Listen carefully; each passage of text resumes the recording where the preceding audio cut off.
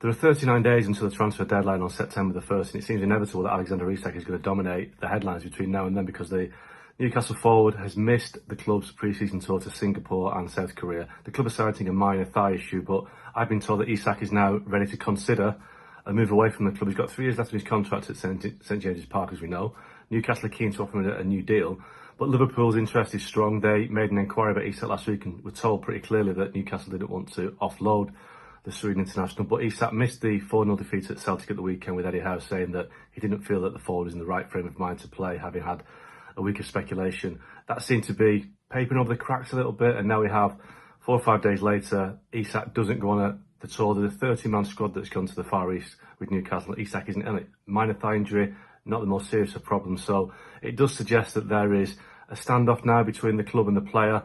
He has never committed himself either way to staying at Newcastle or leaving. He's not been public on the situation. But we know that Liverpool are keen. Liverpool have made some incredible signings this year. They've broken the transfer record for Florian Wirtz at £116 million.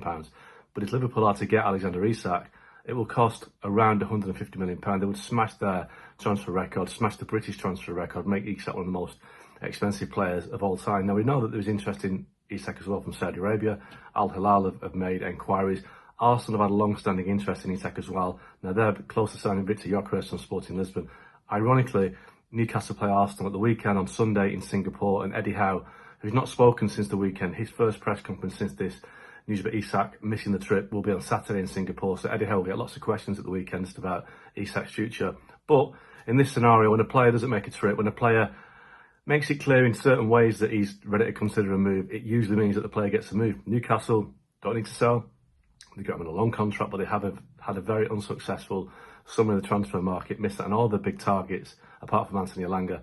So for Newcastle, it's a real dilemma. They've always been a club that's had a reputation as a selling club. That changed when the Saudi Arabian owners came in, but in the past we've seen Andy Cole left back in the 1990s, Paul Gascoigne, Chris Waddle, all these legendary players at Newcastle, ultimately they've all left.